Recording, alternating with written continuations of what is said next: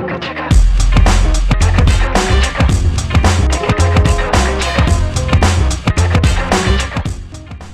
up, what up, what up, what up, what up? Welcome to The Come Up, a video podcast featuring Southwest Florida entrepreneurs and business leaders. I'm Scrappy, and we're sponsored by Content with Teeth, a creative content agency with over 20 years of experience right here in Southwest Florida. And as you can see from this fathead, they do things big, really big, specializing in copywriting and video production. They've got content if you need it. And if you'd like to sponsor The Come Up or be a guest, hit me up at Hey Scrappy on IG or Mike at 21,000. You can just text them. Today's guest is Carrie LaDue, owner of the business consulting firm Limitless Business of Fort Myers. She's fascinating. She approaches business solutions and achieves peak performance. Really amazing. She's trained or coached a remarkable 15,000 leaders. Carrie, is that true? That's very true, yes. 15,000 leaders? How could that possibly be? Large events, large live events, and large virtual events full of thousands of people who registered. Were these your events? Both. I mean, it's been, a lot of collaborations as well as my own business. Yes. I understand right before the pandemic, you had a business and it was a struggle, an interesting journey, and then you sold it. Can you tell us about that? I did. Yes. Right about the beginning of the pandemic, I launched a business for female entrepreneurs who were needing to start their own businesses. So whether they were coaches or consultants or it ran the gamut in terms of what their businesses were. But they were looking to do something differently, either because they were tired of what they had been doing and they wanted to take control of their life, or like so many people, they had lost their income or their partner had lost their income at the beginning of the pandemic. So I helped these women launch their first businesses, get them fully booked with clients. And I grew that business, scaled that business, and then sold that business in just 2 years' time. Very nice, very nice. And what's really cool about your business is that you're actually helping people. You're very generous with your time. I am. I mean, helping people is what keeps me going every single day. Money is sort of it's like the bonus of business, but when you're doing work that you really love, that really lights you up, it doesn't ever feel like a job. Yeah, it keeps you motivated for sure, for sure. Limitless Business, tell us about it. Well, Limitless Business, while I was growing this other business that was called Find Your Flow that was sold, I was always working with larger businesses as well, larger companies that, 30 plus employees and that kind of a thing. On the side, I had just been doing executive coaching work for so long that I had retained some of those clients. And I have a background in organizational development. And so there's something about larger businesses that's really enticing. They're messy, they're complex, they're dynamic organizations. And I've always really enjoyed trying to shift cultures in those organizations and help those people become really happy and healthy and thriving. Because, you can have a business that's successful, like your P&Ls look great, but if your people are stressed out, not happy, not thriving, to me, it's like it's a missed opportunity, right? Your business can be a real force for good in this world if you take really good care of your people. So that's really what Limitless Business is about. So we work with small to mid-sized businesses who are really interested in taking things to the next level. And that's not just about doubling revenue and doubling profits, but it's about like unleashing the potential in themselves and in their people. Because I don't think that you have to sacrifice well-being, sanity, health, happiness, and those things to be massively successful. So that's really what we help people do. I notice you have an HR bent to your consultancy. Whenever you're talking about a full business and you're touching, every aspect from the CEO to the leadership team to the rest of the staff, I would say that's, organizational development. There's definitely can be an HR component. We don't necessarily contract with people to get involved in their HR, but if you want to sustain change in an organization, you typically have to back up any sort of training or development with policy changes as well. So sure. They do touch each other for sure. One of your key words is peak performance. Yeah. And I think that's interesting. Can you tell us more about it? So think about elite athletes, right? The difference between an elite athlete and, somebody who just plays in their community softball team. An elite athlete has to take really great care of themselves in order to achieve what they achieve, whether they're in the Olympics or, they're competing globally, whatever that is. And they need coaches, they need mentors, they need discipline, right? They have to fuel their mind, their body, and their soul with things that help them achieve, be their very best selves. That's what peak performance is about. And so what we've done is taken everything that we know, the science of peak performance, the art of peak performance, and we've integrated into the context of business. So I like to think about my leaders that we work with as they're like elite athletes, just in the business context. And how can we help them be super well rested, super well nourished, super, clear of mind, clear of thought, so that they enjoy the hell out of their days while they're, building their empires. That's a great analogy. I like that. I like that a lot. So Carrie, you go into an office, you go into a new business, you have a new client, first day. What are you trying to ascertain? We're trying to get a sense of what's really going on there by speaking to other people. So, there is somewhat of a diagnostic process. Is the leader's perception about what's happening in the business the same perception that the people around the leader has? Where might some of their blind spots be? Where are the opportunities is really what we're looking for. But we're not just looking for what are the things that are going wrong, because you can't actually build on that, right? So we as humans have to build on our successes.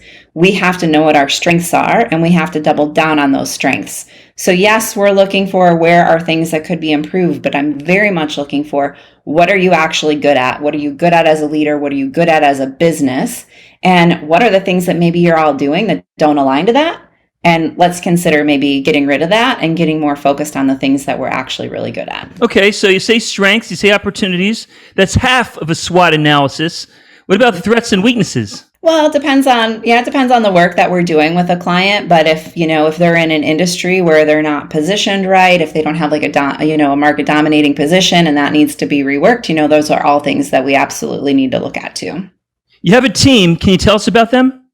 Yeah, so I have a small but mighty team, a mixture of people with a variety of backgrounds, but they're all very experienced in terms of helping people transform into being the very best versions of themselves. And they run the gambit from somebody who, has a multiple time CEO, both here in the States and overseas, to somebody who's built her own small business and done coaching and, a business development person. So we are small but powerful, and work together collectively to make sure our clients, we play to our strengths too in terms of that. But Carrie, yeah. They're all women. What's up with that? Yeah. So it's actually not super intentional. It's not we don't have, we don't discriminate against men. So as we add to our team, we will probably see some more diversity there, but it's just the way it's worked out so far. And they're rock stars at what they do. So I'm going to keep them around. There's a lot of leaders in leader positions that really shouldn't be leaders. How do you break it to them?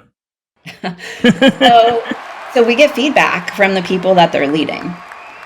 We always try to coach people up. We try to help them become leaders. Most people are very coachable. I would say 98% of the people we've ever worked with are very coachable, and they can close their gaps and become better leaders.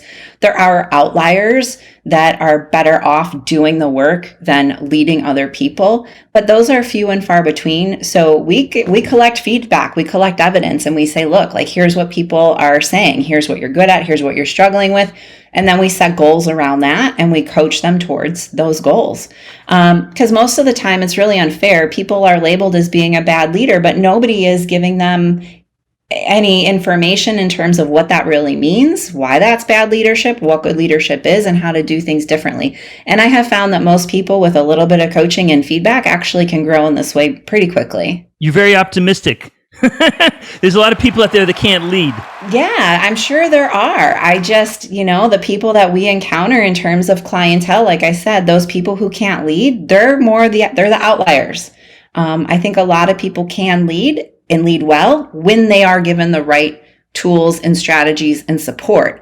What I think we shouldn't assume is that everybody can lead without that or just naturally, right? You deserve to be developed in that area, just like you would learn how to do anything else that you wanted to get really good at. You're a serial entrepreneur. You're a leader, you're a director, you're a business consultant, and you worked so hard. You had a migraine for 2 months and you had to be hospitalized for 10 days. Tell us about that. Yes. So 2013-ish, maybe. It was a very long time ago. I was getting sicker and sicker. I had never had a migraine, and then suddenly I had one, and then two, and then 15 a month, and then 63 days in a row. I was in a state of migraine. And went to multiple different emergency rooms, IVs, drugs, and nothing would get any better. And it was a combination of things. It was working too hard, too much, no boundaries, not saying no, thinking that I had to be all things to all people, really demanding work and position and deadlines. But at the root of it, just really not standing up for myself, thinking that I sort of had to take it. And that's just not true. If you don't you have to take care of yourself first and foremost. Nobody else is going to do that for you. What you just said is 99% of the population. You feel obligated to your boss. You got to do things to no end, and you got to take a deep breath and say, you know what? I got to do something for me every once in a while. Yeah, you do. I mean, you can't expect other people to suddenly change, for company culture to change, for them to think that you're more valuable than anybody else necessarily.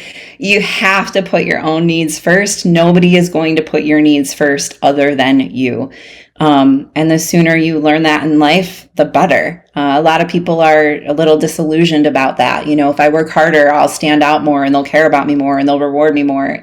That's not necessarily true. How-to books say that, though. You got to outwork the competition. Yeah, I think that's total BS. I mean, I think it's really outdated programming, that we need to let go of. And this isn't just my experience. Like you said, 99% of the population, one of the reasons why I started doing the work that I do with leaders and why I'm still so motivated to do it is because I was watching my colleagues follow the same path. Maybe theirs wasn't migraines. Maybe theirs was a mystery illness or a cancer diagnosis. Or for men, they would end up in the emergency room thinking they're having a heart attack to find out it was anxiety, and it was this has to change, this isn't sustainable. But unless you are willing, unless you're going to love yourself enough to change your situation, you have to make the decision that you deserve more and you deserve better.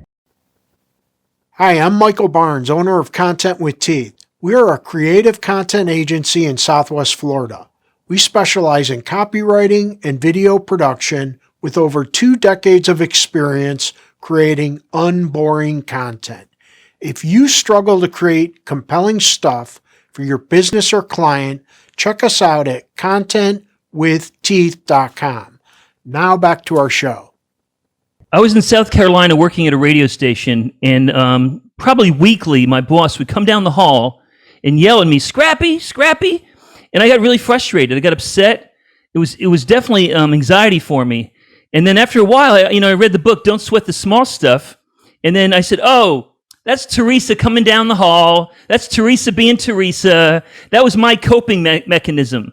So, what other coping mechanisms do you teach or preach? Yeah, I mean, so that is really huge. That's kind of a part of the work that we do. It's all battles are in between these two, right here, right? They're all up in your head. And so the state of anxiety that we create for ourselves can become really chronic, right? Where your mind always goes to the worst case scenario. We have negativity bias. So one of the things that we do is we really teach our people to look at what's happening in your brain and step back and assess it and analyze it. Is that fact or is that fiction? And when you start to realize that you are sort of your own worst enemy based on what you're telling yourself on a day-to-day basis about every single situation, that's massively eye-opening for people. And what we've seen is just within 1 or 2 sessions, people who have been struggling with anxiety, it's reversed because they realize that it was all just the story they were saying to themselves in their head. If you can get in control of that dialogue, you are truly limitless. I mean, that is really the thing that gets in our way. I love what you're saying, and I agree with you.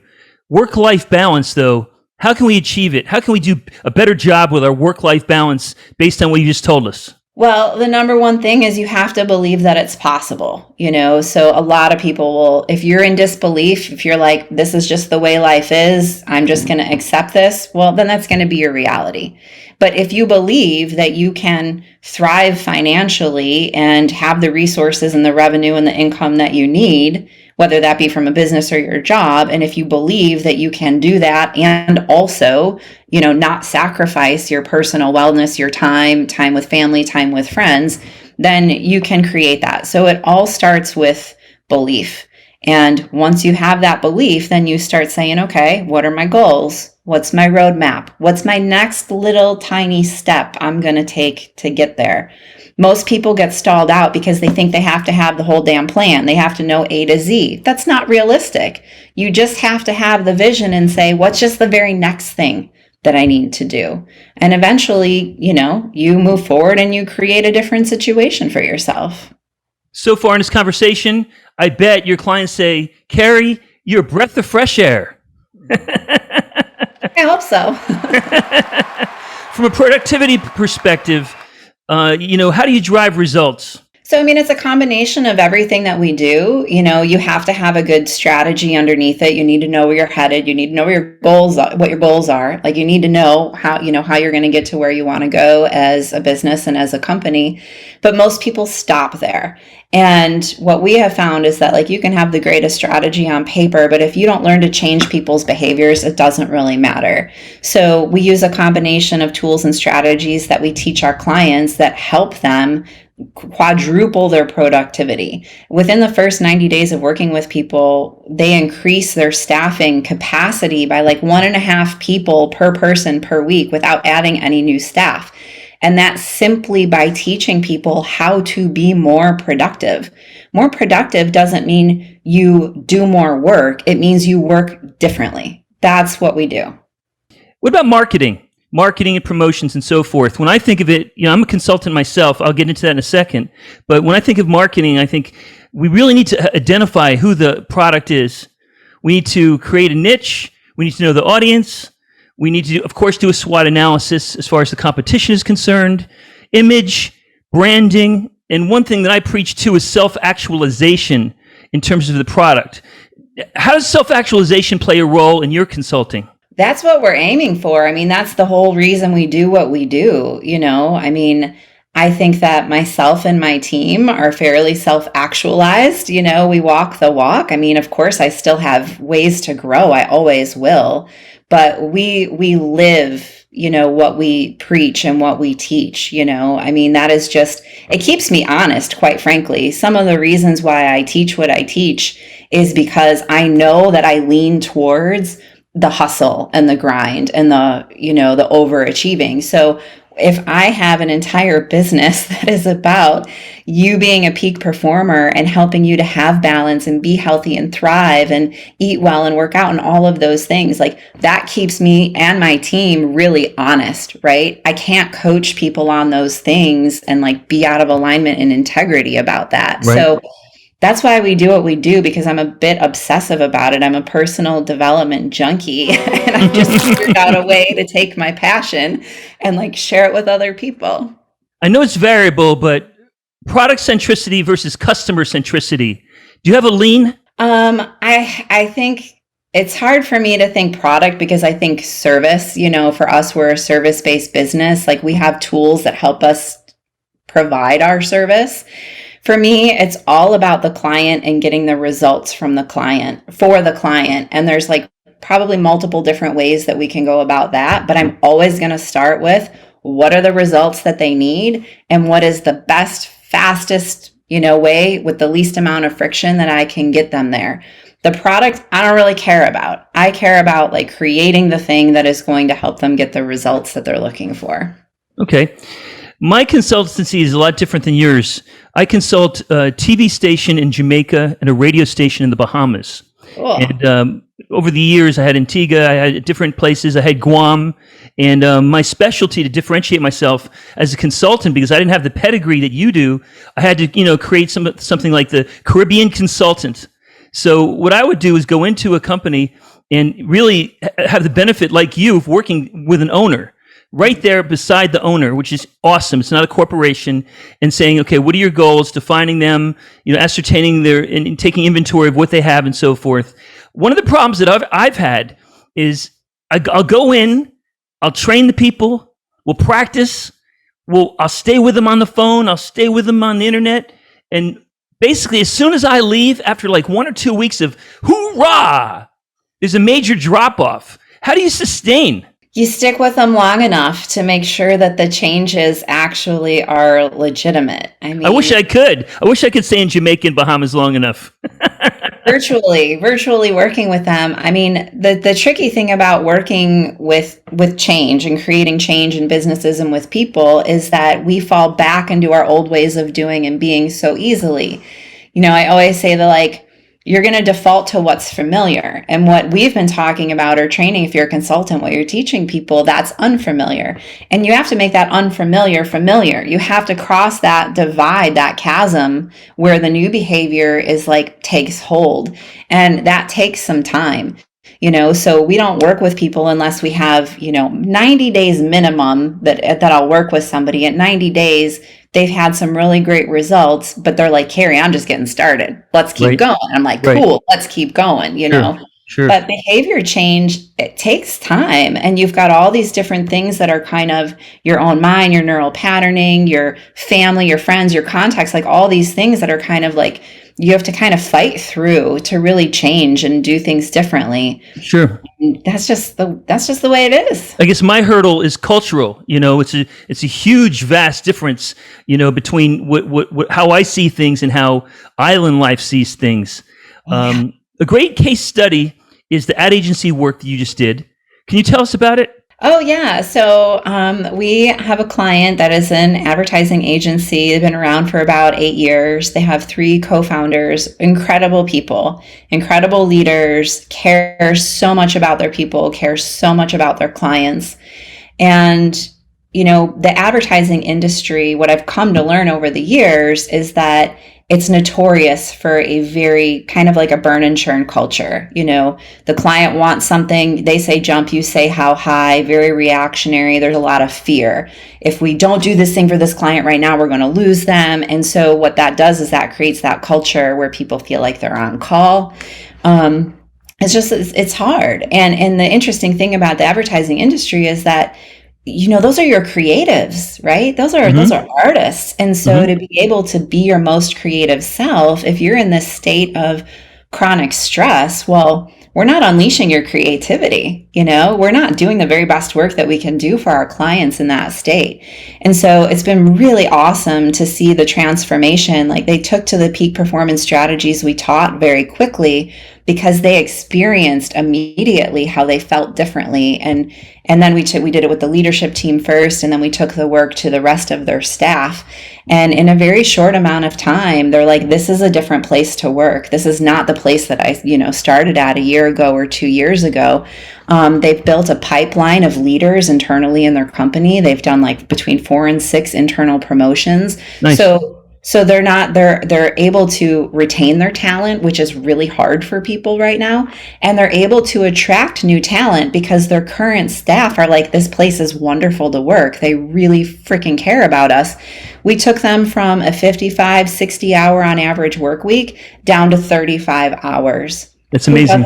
Who doesn't want to work in a company that says, hey, guess what? We're going to force you all to work a whole lot less these days. Carrie, what advice would you give to your 12-year-old self? Don't take life so seriously. Lighten up, have a little more fun. No more migraines. No freaking migraines. Okay, and I'd like you to plug your business. I think you're fascinating as a person, and your company is very, very intriguing. Can you tell us more about it in terms of where we can reach you and how to get involved with your company? Yeah, go to limitlessbusiness.com, just like it should be spelled. We can connect there. You can also find me on LinkedIn, Dr. Carrie LaDue. And the way I like to start is just building a relationship. Let's be friends first. Let me find out, what are you into? What are our values are aligned? What kind of challenges are you having? Maybe I can help. Maybe I can't. If I can't, I'll send you to somebody who can. Most of the consultants I know are hardcore. They're super analytical, and they're, A to Z. You're special, Carrie, and I really appreciate taking the time to talk to you. Oh, thank you so much. I appreciate that. Yeah. We're sponsored with Content with Teeth, a creative content agency with 20 years of experience right here in Southwest Florida. As you can see with our Fathead, we do things really big. We're specializing in copywriting, video production, content. And if you'd like to sponsor the Come Up, our show here, or be a guest, hit me up at Hey Scrappy on IG or text Mike at 21,000. Once again, Limitless Business. Carrie, you're awesome. Let's stay in touch. Thanks so much.